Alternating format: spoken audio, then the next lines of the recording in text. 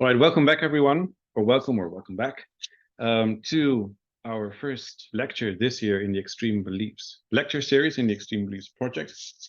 Let me see, before we get started, let me announce straight away the next lecture so that you can put it in your agenda if you haven't done so already. That is on November 2nd by Gerrit Glas and Bram Ciseaux, two Dutch psychiatrists, both working on extremism, and that is going to be on grievance-fueled violence.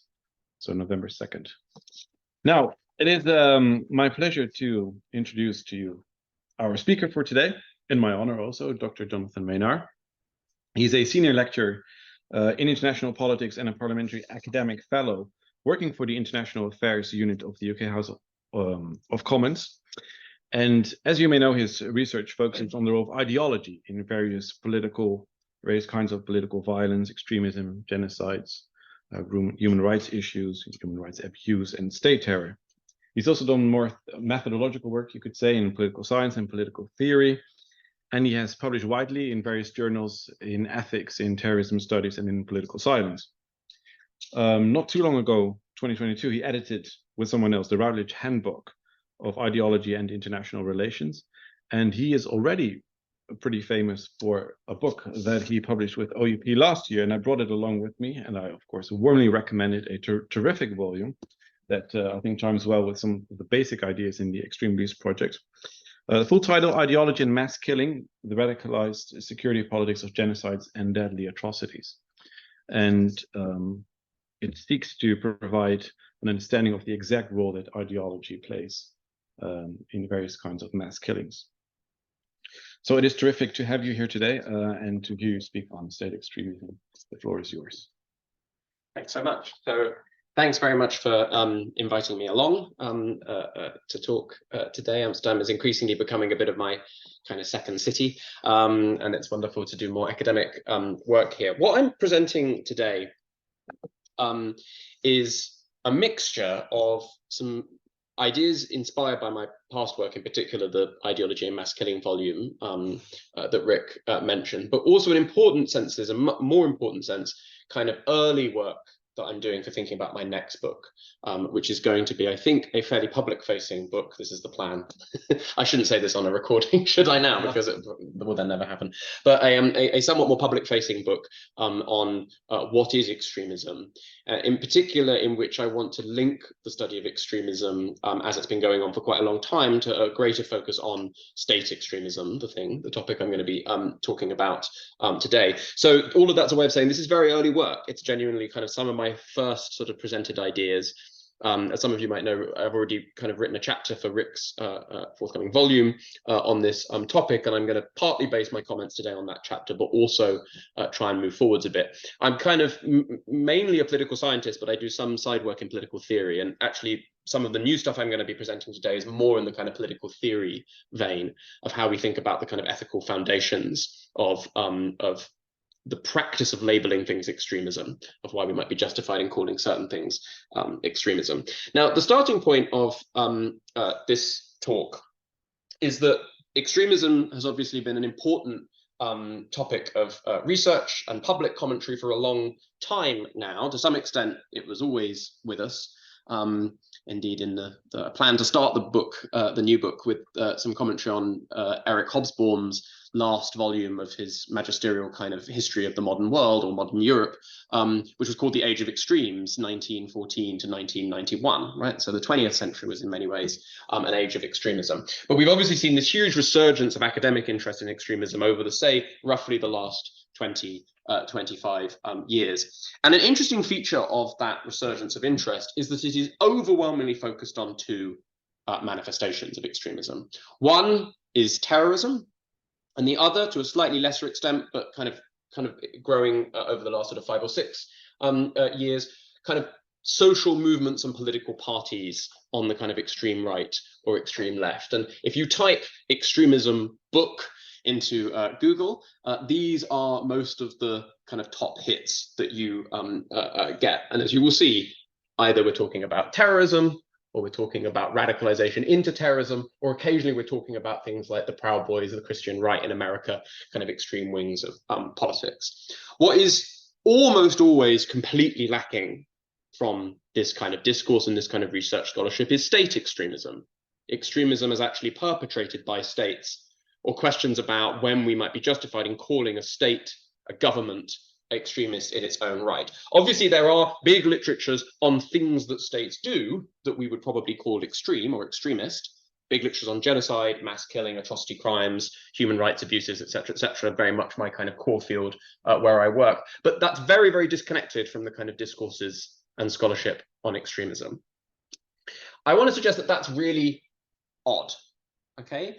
Just in case you think that that might just be a sort of pattern of focus rather than something that really reflects the way in which scholars think, I put up a couple of definitions on the slide that I think are indicative of the consequence of that kind of focus and trend. I think here I am going to have to move that little side window out of the way, otherwise you're not going to be able to read things.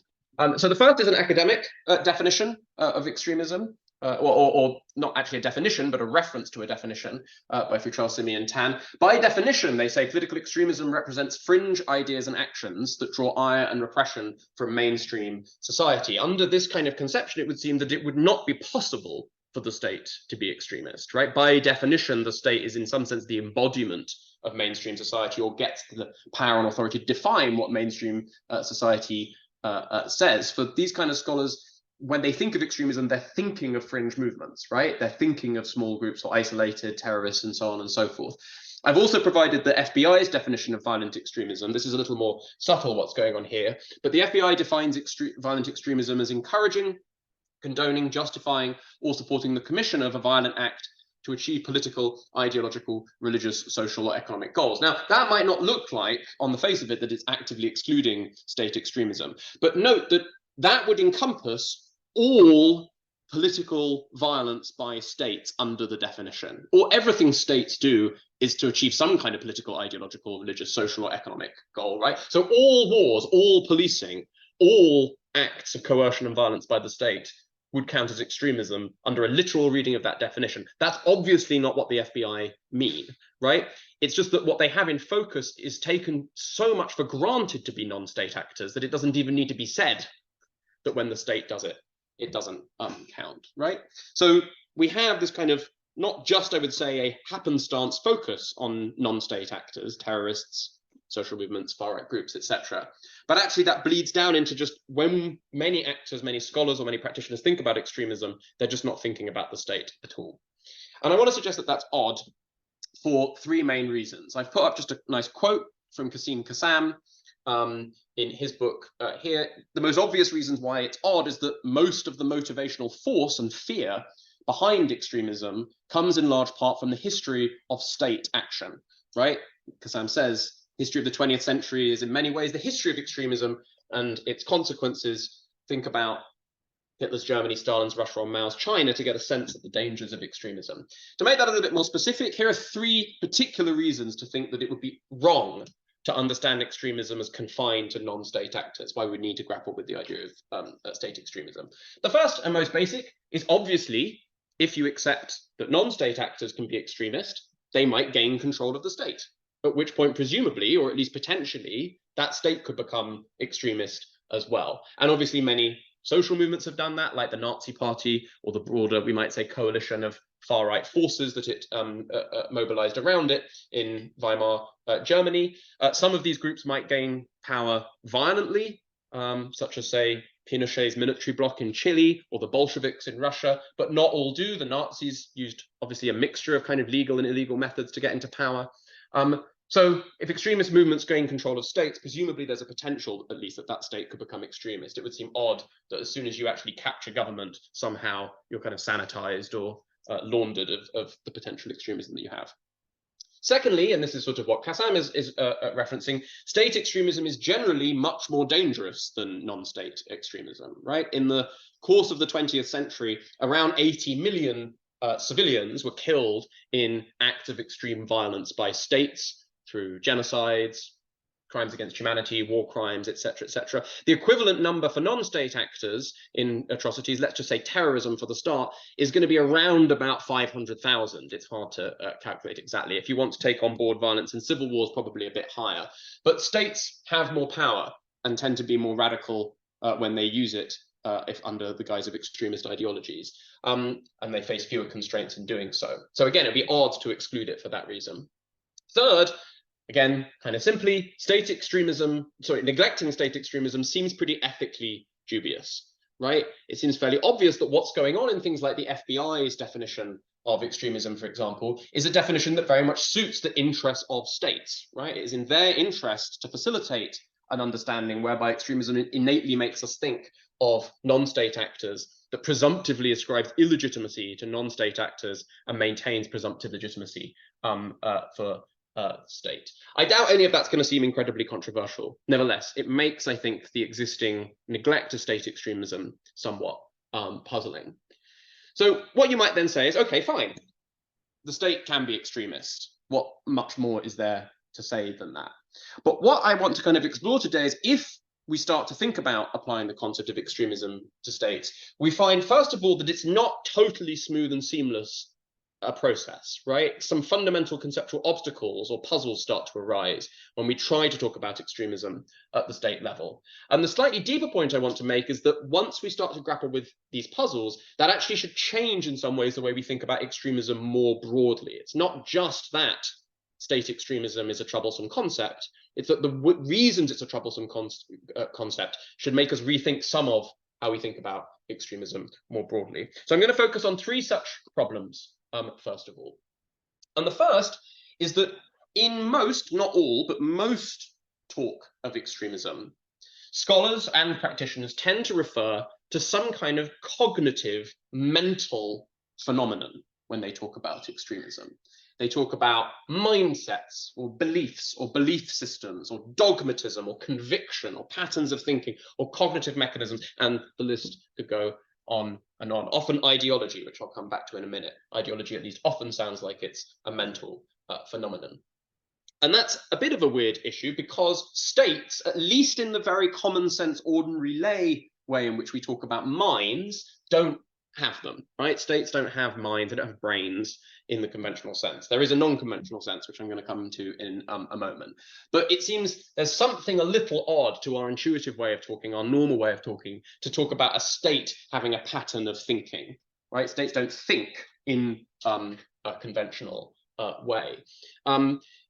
So how can we even ascribe the property of extremism to states if that's what extremists are? Here are a few possible things you might think. The most obvious move is to say, well, sure, but states are just abstractions, right? What we're really talking about when we talk about a state is just the lump of individuals that actually make up that state. So if that lump of individuals is extremist, then maybe the state as an abstraction we can legitimately say is extremist.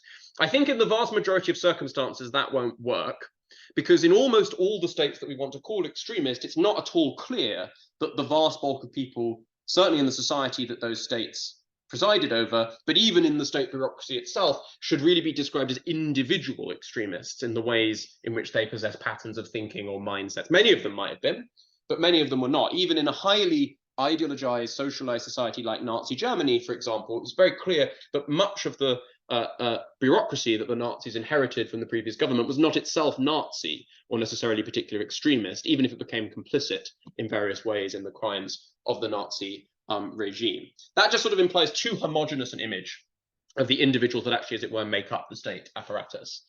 A second approach you might think is, okay, fine, but states are kind of organizations that serve the kind of programs of the elites and the leaderships that control them.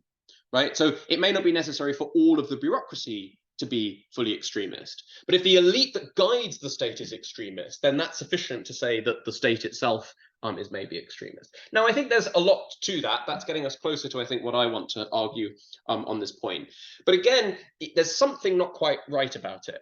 For a start, it seems to often, I think, the image that you would get out of that kind of way of talking would be one in which the top elites, the apex leadership, have a lot more direct administrative power over the state than they really have.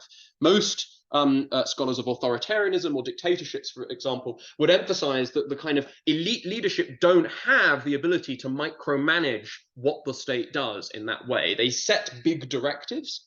They set programs of action into place, but much of the day-to-day behavior of the state and what it does actually doesn't arise directly as a consequence of their decision. So to call the state nothing but the kind of A to B implementation of, as it were, leadership directives is missing the complexity of how modern states, even authoritarian or totalitarian states, work. I won't go into hugely more detail on that, but to say, you know, a lot of my work has been on kind of some states that we might call totalitarian, or that many would call totalitarian. And sort of one of the big shifts in understanding those states over the last sort of 50 or 60 years of scholarship was to move from a model where, say, Stalin controlled everything the state did, or Hitler controlled everything the state did, to much more complex models, where it seemed that while Hitler and Stalin had enormous power over the state, a lot of it was indirect, a lot of it was through setting norms, setting kind of broader priorities, narratives, and so on. These ideas I'll come back to. It wasn't just a kind of straightforward organizational implementation mechanism. The third approach, and the one that I sort of roughly want to endorse with some amendments, is therefore to see states as a kind of complex social structure. They're not just an organization that kind of follows directives. The state is constituted by broader sets of institutions, norms, social expectations, understandings from everyone amongst the population about what the state has authorized and what that means, and therefore what you get to do, in ways that make the extremist behavior of states stretch a long way beyond the kind of explicit directives of the leadership. A state can, for example, do something like establish a set of widely known norms about, for example, the fact that Jews do not have full citizenship and social protection. And it doesn't need to be the case that then any further follow-up directives are made by the leadership for large amounts of extremist abuse under the umbrella of the state to go on against Jews, right? And in many societies around the world, we now understand that kind of big atrocities, which we might want to call extremist events, really don't always derive from kind of explicit orders from the top.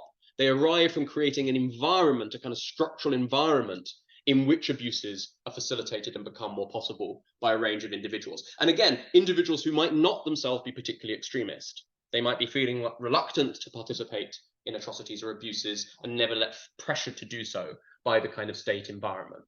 So that, I think, gets us closer to how we might want to talk about extremism. And I'm not going to go into this in huge detail, but the implication of that view, I would say, is that extremism should be understood as a property of ideologies. Ideologies are very like what I was just describing, or the very similar comments to what I was just saying apply to ideologies. Ideologies often can't be reduced to the individual mindsets of sort of everyone in society, right? Many people adhere to liberal norms or go along with liberal politics who are not themselves, as it were, deeply committed to liberalism.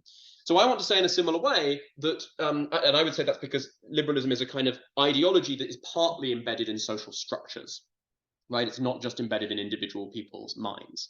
Now, for those of you who are more philosophically minded, you'll hear a lot of echoes, which again, I'm not going to go into huge detail on, but huge echoes here of kind of theses in social epistemology, people like Margaret Gilbert and so on and so forth, who have talked about the ways in which we might talk about groups or organizations or collectives having mindsets or having beliefs, even though they don't have minds in this conventional sense. So I've kind of come full circle back to that claim. But if we want to talk about states being extremist, I think we need to think of extremism as a property of the state as a social structure, not just of the minds of its members.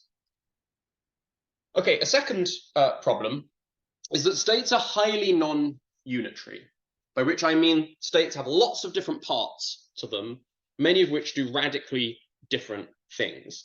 To a much greater extent than an individual, or even, say, a terrorist organization, there are problems involved in thinking that, like, a state as a whole has any particular property or mindset or belief system. You might argue that there could be some exceptions with very, very centrally directed states, right? Kind of maybe highly totalitarian regimes, but I doubt we want to limit our notion of extremism to regimes like that. And in any case, I would still say that those states are much less unitary than popular images of them often imply. To put the point very, very simply, most of the time, most of the state, even in the most extremist states, will not be doing extremist things. Now, that's not a totally unique problem. Again, as this quote from Futrell, Simi, and Tam point out, many movements might be using extreme tactics some of the time, but not using extreme tactics the rest of the time. But I think with most lower level organizations, it probably seems sufficient to say that if this organization occasionally engages in say, extremist behavior as a means to get its goal, that does make it extremist as a whole in some sense, because most other organizations are purposeful in a kind of around a relatively singular purpose or narrow set of purposes. The problem with the state is it's a kind of organizational infrastructure for the whole of social life. I think it's much harder to make a claim that because a state is doing an extremist thing in one area, that necessarily means that the whole state is extremist. Take, for example, the Soviet Union in the 1980s, which in most people's accounts by this stage is a fairly attenuated, not especially totalitarian or extremist form of authoritarianism, right? By comparison with the much more extreme, violent previous phases of the Soviet Union. Yet, whilst that was the case, even indeed for many years under the relatively moderate Gorbachev leadership, the state was also fighting an incredibly brutal, atrocity-ridden war in Afghanistan with mass atrocities against Afghan civilians. I think we would definitely want to say that the Soviet military in Afghanistan was extremist or was behaving in an extremist manner. But it would seem problematic, I think, to extend that to the entire Soviet state. And I'm skipping past the possible solutions for a second, but I just want to emphasize that there is a kind of real ethical bite to that kind of claim that comes up when we think about things of should we cooperate with states? Should we collaborate with states? Should we negotiate with states? Is it appropriate to treat Israel as an entity that you will not visit, will not trade with, will boycott because of certain specific Israeli policies? Is it appropriate when we find, as we did in the UK, apparently a couple of weeks ago, that China has been engaging in more radical espionage activities than we believed, to call for a complete cutoff of relations with China? These are the kind of questions we face, and I think one of the reasons why they're difficult questions is because the state is so much more complex and non-unitary than this. Now, a couple of possible solutions might be obvious here. Most scholars think that extremism is a spectrum. You can be more or less extremist. So maybe states can just be more or less extremist according to which parts of them are extremist. I'm not totally convinced that that's where we would want to go with our intuitions. I think you can have states that are incredibly extremist in specific things that they do, and yet the vast bulk of their daily social behavior might be quite ordinary. Frankly, one of the ways in which Nazi Germany managed to retain public support for so long was the fact that actually the vast bulk of the population were not subject to particularly abusive behavior by the state. For them, the state was a provider of services. It was an organizer. It was a promoter of what they would have seen as public news. It didn't seem that extremist to them in their daily life. Yet Nazi Germany was arguably perpetrator of the greatest crimes against humanity we've ever seen. So I'm not sure that just the kind of simple spectrum will be appropriate. We might think about disaggregating the state. Maybe some parts of the state are extremist and other parts are not. Well, yeah, I think that's probably something to the direction that we need to go in as well. Certainly, I think it means that there might be fewer occasions when it's appropriate to talk about this state as a whole as being extremist than it would with, say, a terrorist organization or something like that. But I can still see problems there. Like in Nazi Germany, maybe it was the case that, you know, the sort of organization of water services was not particularly extremist. But clearly, when we talk about the Nazi state, we want to refer, as I was kind of talking about on the previous slide, a broader sort of set of social norms and institutions that the state created that enabled a lot of extreme behavior. So I don't have a perfect solution to this problem. Some kind of disaggregation is probably what we need to do. Third problem, and I think this is the biggest one, by far the knottiest one, and the one I'm really going to focus on for the rest of the talk. Entirely conventional non-extremist states do things every day that would be considered extremist if almost any non-state actor did them, right? They forcibly extract resources from their population. They pass coercive laws that regulate how people across society must behave. They wage wars. They incarcerate people. They often wage wars of aggression, right? They often forcibly conscript people for their wars, right? All of this, if non-state actors did it, we would instantly be like, this is obviously extremist behavior. And yet it doesn't, at least necessarily, seem to be extremist when done by states. Even some things we think that states might do that might be unjustified. Aggressive war is almost by definition always unjustified. But I wouldn't say it's always extremist, right? And I don't think most people would. So to put it another way, states seem to have distinct ethical standards, normative standards of behavior that's an uncontroversial claim, but that consequently make it much, much harder to say when a state is being extreme relative to non-state actors, right? There seems to be a need for a distinct a kind of standard here. And I want to point out that I think even the most sophisticated concepts of extremism out there in the literature don't grapple with this problem successfully. So, for example, there's very kind of short public-facing, but I think quite good introduction to extremism by Berger, defines extremism as the belief that an in-group success or survival is inseparable from the need for hostile action against an out-group. I can see why you might think that any non-state actor or social movement that had that conception would be extremist. But states have that extremist in all sorts of that conception in all sorts of circumstances, right? Ukraine definitely thinks at the moment that its in-group success or survival is inseparable from the need for hostile action against an out-group. But most of us, at least in the West, outside of a particular bubble of Russian propaganda, would not want to call the Ukrainian state extremist. So we need some kind of, I think, attenuated standard here.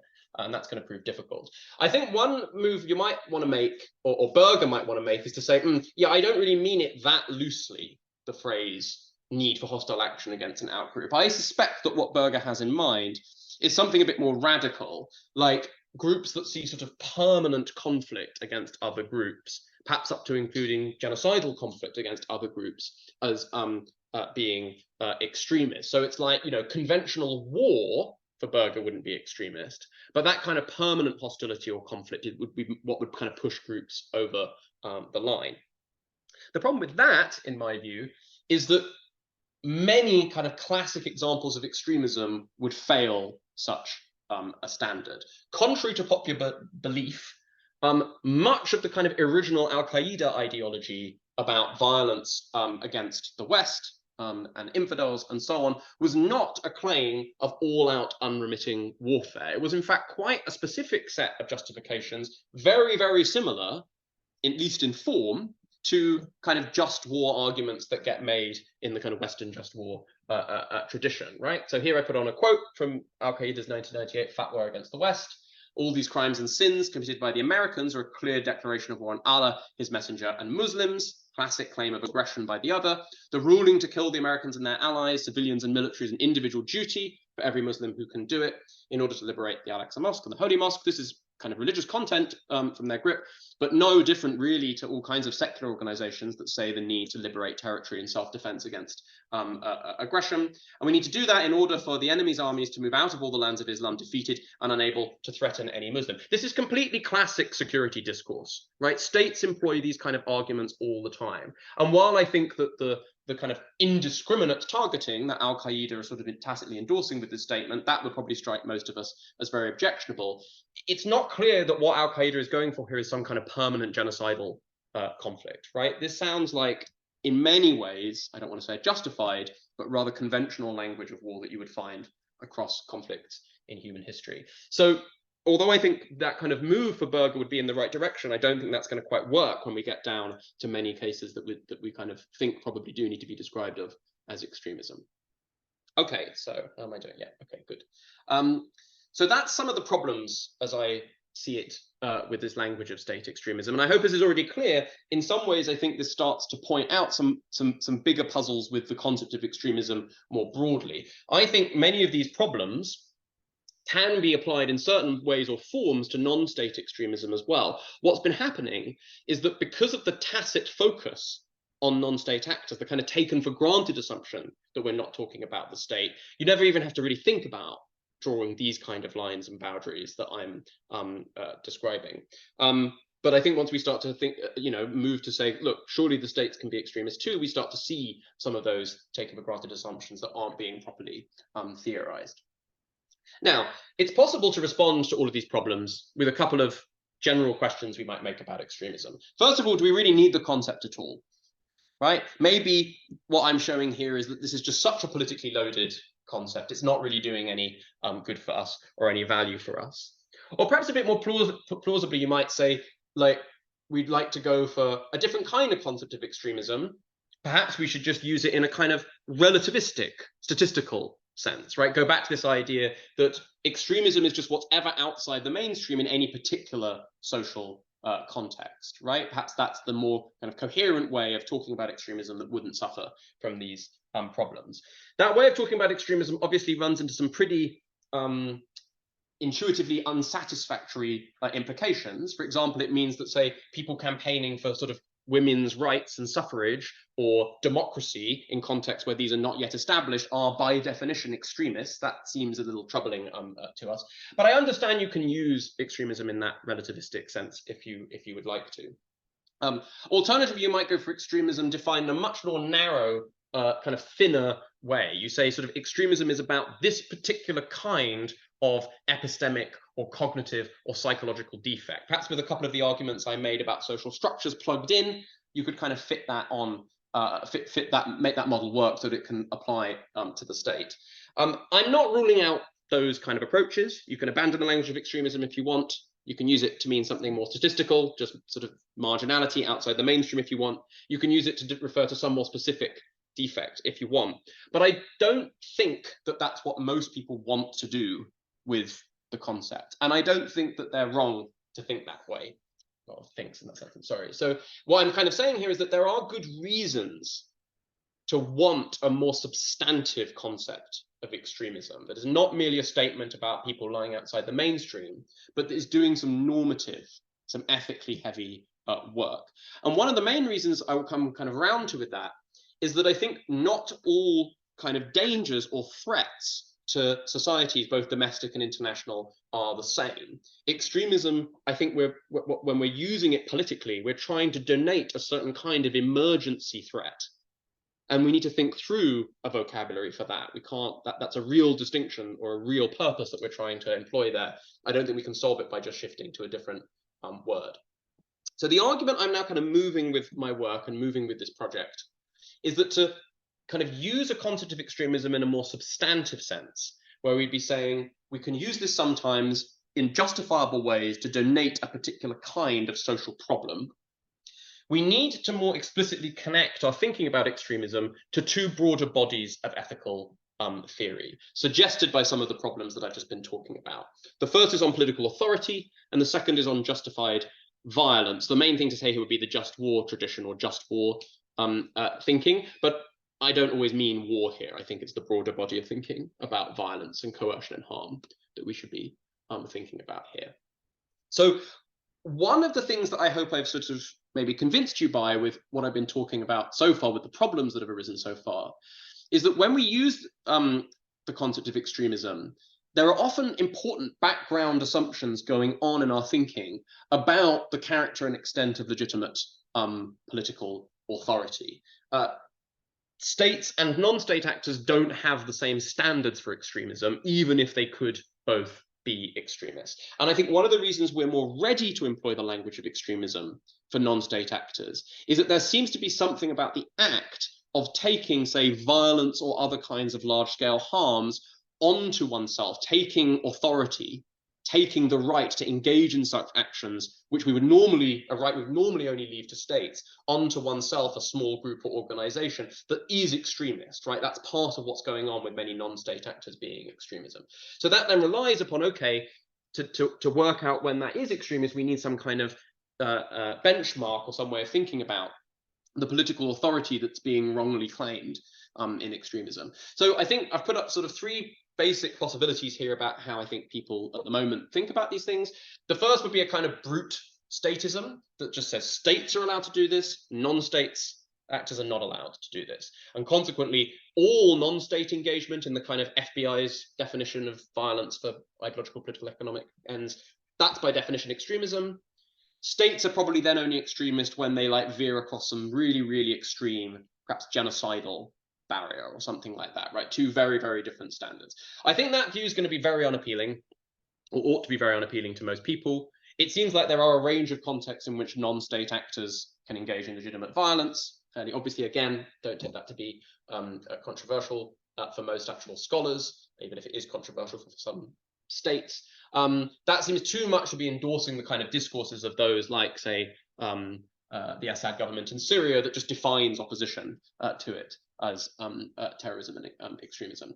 So the sort of much more dominant view in kind of political theory and political philosophy would be to appeal to some notion of democratic theory. States may legitimately claim authority to engage in things like violence and coercion, according to the degree that they are representative along some lines of theory, and obviously loads of competing theories, of kind of democratic responsiveness or participation or transparency or accountability or whatever you want. And that's really what would be changing the standards here. Okay, so you have some actors, non-state actors, but also some states that are wrongfully claiming political authority. You have other states that are more rightly doing so. And indeed, that might even provide you with much of the normative material to theorize when those states can become extreme, right? Democracies become extreme when they start to violate the very principles or processes that generate their own legitimacy. That is a position I can respect, but I do think it would lead us into a lot of implausible and unhelpful conclusions. It's frankly a very ideal theory claim, right? It seems like there are a wide range of governments that are not democratic, but we would really want to hesitate to call extremist, right? Certainly there seems to be a difference between countries such as maybe like Russia right now, Syria, atrocity perpetrating countries, and relatively law-bound autocracies such as, say, Jordan or Singapore, right? Doesn't seem like we would want to just say by definition all of these states are engaged in extremist behavior, nor if democratic theory is what's providing you with the body of norms to try and judge when a state is extremist or not, would it provide any mechanism for distinguishing non-democratic states, right? It just doesn't seem to have anything to say about whether this autocracy or that autocracy is more legitimate qua democratic theory. So I think where many people, and this is kind of an increasing theme in some sort of so-called realist political theory, where many people kind of go with this line of thinking is to say, we need to kind of have a more differentiated realistic account of how states might claim legitimacy according to a range of different evaluative outcomes, which would include various pragmatic functions like the provision of order, the relative respect for rights, the relative ability to engender social stability and prosperity, and so on and so forth. I think that probably is the direction in some extent we need to go down. But I don't have a simple answer here. There's just no immediate knockdown response that I have to that line of thinking. So where I'm going with this is to say that part of what I've kind of already said, there's part of what extremists do, part of why we label them extremists, is that they claim excess political authority, the right to make life-destroying or life-impairing decisions over others without the legitimacy to do so. And in principle, that could be true of states as well. States can exceed their political authority, and that might be why we would see, say, certain non-violent groups, but that nevertheless seek to implement a highly kind of totalitarian social order, not necessarily in the sense of mass killing, but in sense of massively regulating society. We might say that's an extreme view because it exceeds the justified political authority that the state could claim. One way or another, my only real point here is that this is something we would need to think more about. Similarly, I think we need to think about the deeper ways in which the concept of extremism is linked to broader theorizing about justified violence. I take it as pretty clear that violence is central to the notion of extremism. I'm open to the language of non-violent extremism, but I still think most of our core concerns with extremism and most of the things that drive our intuitions that make us label certain groups extremist tend to be linked to violence, although I can see exceptions and I can see ways that might be not true, but I think there's a strong link there. But therefore, it becomes very important to obviously think about, well, what kind of violence is it that then would make us classify certain groups as more or less extremist? And I've just put up a few points on this slide about why I don't think that's a simple thing to do. Again, things like the FBI definition of extremism just tried to do it by presenting all political violence, not by the state, as extremist. I doubt most of us would want to endorse that view. You might think a kind of immediate utilitarian view might be, well, it's just about the scale of the violence, right? The scale of the harm, but that doesn't seem right either. The assassination of particular individuals, such as the British MP Joe Cox, seem like clearly extremist actions, at least in this particular case, Thomas Mayer, her assassin was very clearly motivated by far-right ideology, whereas there are other things which I think are very harmful and potentially unjustified, but most people would not call extremist, like the US invasion of Afghanistan, which was very harmful, but not absolutely manifestly illegal under international law and conducted with certain restraints and so on and so forth. I would accept it as a controversial case, but indeed, I don't even think this is just about unjustified violence. So it's not like just war theory or theories of justified violence just give us the answer here. Lots of violence in the world, I think, is probably unjustified, but not extremist in its character. So there would need to be some kind of way of linking our principles of justified violence to our standards for extremism. I think the way some people would try and do that is by saying extremist violence is that which is trying to serve very, very radical goals, right? It's trying to implement a kind of wholesale transformation of society, purge whole social groups, etc., etc. Well, I kind of hinted to this on a couple of slides ago, but that's very much a view of sort of atrocities and mass killing that I don't think is sustainable, and that was big part of the argument in my first book, Ideology and Mass Killing, that actually most atrocities tend to be justified and understood by their perpetrators in terms of more conventional aims to do with security, not radical goals to totally transform society. Now, I only have tentative kind of thoughts here, but where I want to go is I want to suggest that what makes something extremism is not, as it were, the fact that it happens to be unjustified, that it ends up not quite meeting our tests for justified political violence, but that extremists are those who effectively deregulate violence from ethical restraint.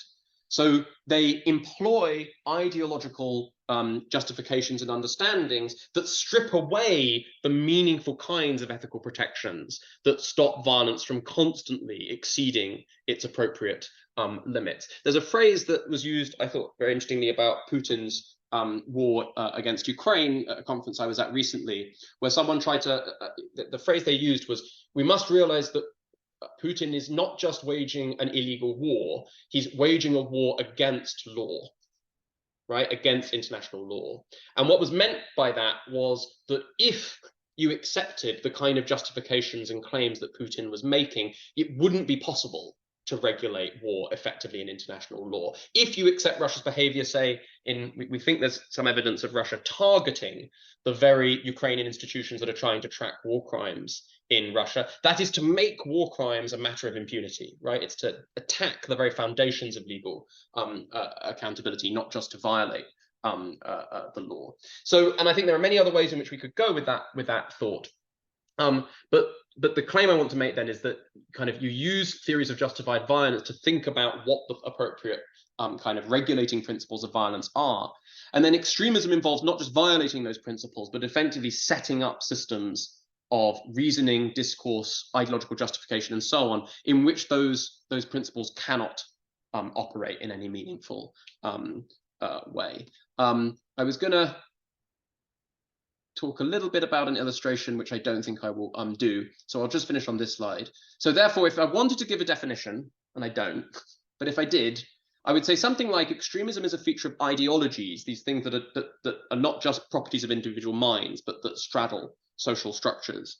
And those ideologies might be held by individuals, they might characterize whole groups, they might straddle complex organizations, in which the employment of violence is deregulated from meaningful political legitimation and or moral restraints. In other words, extremists claim the right to employ violence without the kind of constraints of proper authority or moral responsibility. I accept that that could come in degrees. In fact, I'm sure it would be obvious that it does come in degrees. It might be more or less structurally discrete. By that, I mean that it might occur more across a whole state or organization, or be identifiable with more specific agencies and organizations. I won't make the point about non-violence.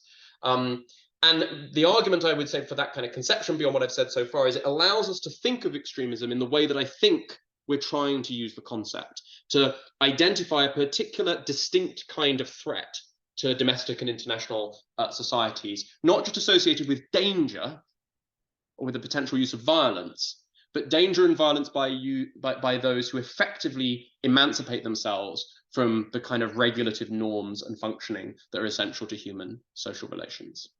I'll finish there. Thanks very much.